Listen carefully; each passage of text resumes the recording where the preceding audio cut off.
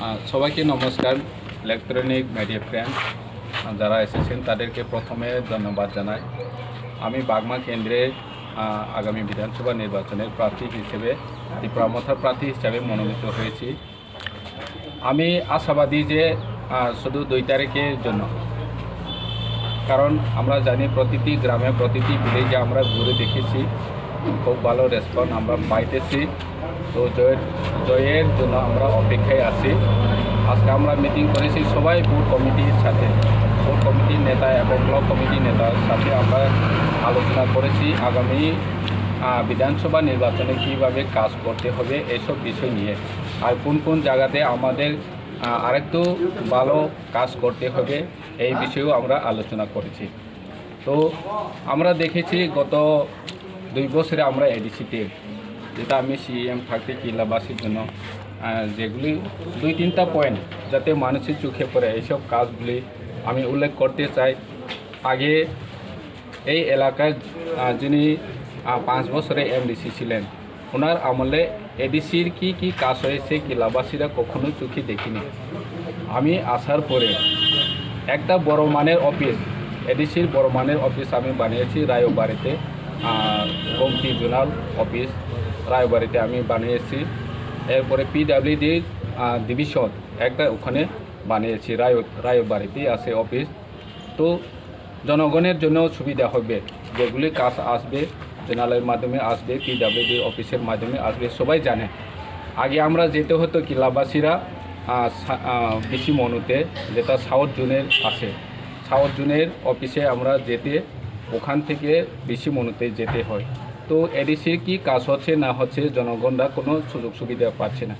এছাড়াও আমরা গড়িয়া একাডেমিতে অ্যাডিশনাল ক্লাসরুমের জন্য কিছু টাকা স্যাংশন করেছে। এডিসিতে আমরা সবাই কমিউনিটি 22টা কমিউনিটির জন্য জায়গা অ্যালট করা হয়েছে, যাতে সব কমিউনিটির লোক নিজের কমিউনিটিকে উন্নতি করার জন্য কি ব্যবস্থা করতে হয় সেটা আলোচনা, মিটিং এসব করার জন্য অফিস এখানে পায়। সেই জন্য আমরা খমলংয়ে ল্যান্ড প্রোভাইড করেছি সকল কমিউনিটির হেড নামে। তো এছাড়া অনেক বিল, যেমন কাস্টমার বিল 14টা একদিনে আমরা কাস্টমারি বিল পাস করেছি এডিসিতে। কিন্তু দুঃখের বিষয়, রাজ্য সরকার থেকে ইলেকশন ঘোষণা হওয়ার আগে ফেরত দিয়েছে। তো জনগণের জন্য রাজ্যবাসীর সমাজের উন্নয়নের জন্য যে প্রতিশ্রুতি দিয়েছে, সেখানে বোঝা যায় যে জনজাতিদের উন্নয়নের তাদের ইচ্ছা নাই। কাস্টমার হলো আমাদের ট্র্যাডিশন, আমরা কীভাবে চলবে, কি করবে, কিভাবে উন্নয়নের জন্য কাজ করতে হবে, বিচার ব্যবস্থা কীরকম হবে, ধর্মীয় ব্যবস্থা কী হবে, সেটা নিজস্ব রীতিনীতি অনুযায়ী করবে। শুধু অধিকার দেওয়ার জন্য রাজ্য সরকার সেটা অধিকার দেবে, স্বীকৃতি দিবে, কিন্তু স্বীকৃতি দিচ্ছে না।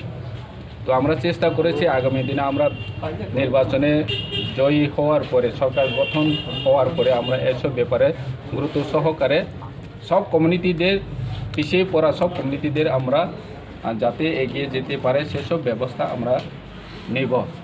তো আশা করি আমরা জনগণের জন্য কাজ করার সুযোগ পাবে। জনগণের কাছে একটাই বলতে চাই, বিগত 5 বছরে বাগমা এলাকায় যেগুলি রাজ্য সরকার থেকে উন্নয়নমূলক কাজ করার কথা ছিল, কিছু হয় না। জনগণ এখন বুঝতে পেরেছে যে ওনাকে বিজয়ী করে ভাবছে যে কিছুটা পরিবর্তন হবে, কিছুটা উন্নয়ন হবে। সিপিএম গভর্নমেন্ট থাকতে যেগুলি হচ্ছে সেটাও বন্ধ হয়ে গেছে। তার মানে এই নয় যে সিপিএম ভালো না।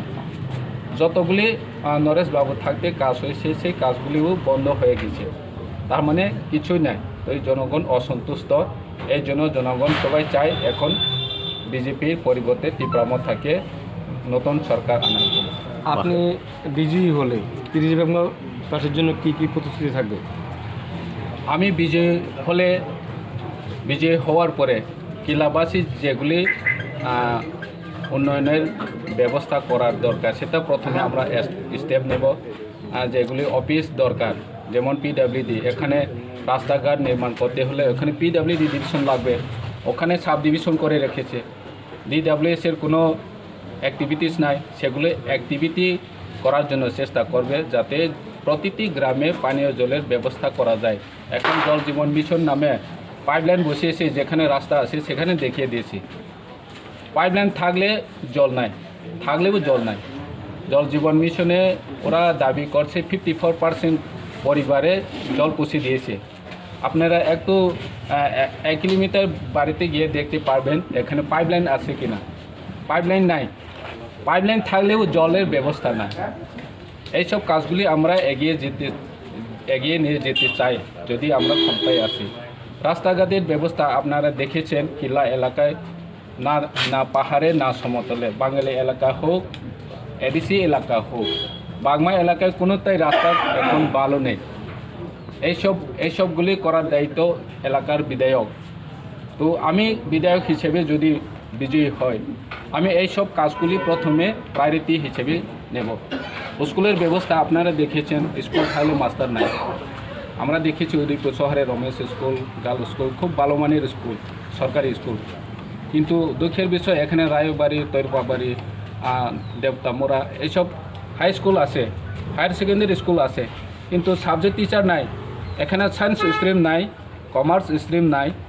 তো এখান থেকে ডক্টর হওয়ার, BBA পড়ার মতো কোনো স্কোপ নাই। তাই আমি চেষ্টা করব, আমি বিধায়ক হলে এইসব জায়গাতে আমি সায়েন্স স্ট্রিম, কমার্স স্ট্রিম আমি চালু করার জন্য চেষ্টা করব। তো স্বাস্থ্যক্ষেত্রে ওখানে হসপিটাল যা আছে প্রাইমারি, বিগত 25 বছর ধরে প্রাইমারি হসপিটাল, এখনও প্রাইমারি হসপিটাল, এসব প্রাইমারি হসপিটালগুলি খেলাকম হোক, ওখানে কিল্লা আত্রগোলা সব প্রাইমারি, এইসব হসপিটালগুলি ডেভেলপ করার দরকার, উন্নীত করার দরকার। তো এইসব ব্যবস্থা আমি নিব। এছাড়াও আছে এখানে কিছু যেগুলি সমস্যা রয়েছে পিছিয়ে পড়া জনগণের জন্য আমরা চিন্তা করার দরকার। যেখানে এখন রাজনৈতিক রং দেখে গরিবদের গড় দেওয়ার হচ্ছে না। যারা রাজনীতির রং গেরুয়া না হলে ধনী হলেও গড় পাচ্ছে, এসবগুলি আমি শেষ করতে চাই। কারণ জনগণ গরিব হলে টিপ্রামথা করুক না করুক সেটা আমার দেখার দরকার নাই। আমি চাই যারা গরিব তারা পাক। গভর্নমেন্টের যতগুলি সুযোগ সুবিধা পাওয়ার দরকার সেটা গরিব মানুষের কাছে কীভাবে পৌঁছিয়ে দিতে হয় সেটা চেষ্টা করব।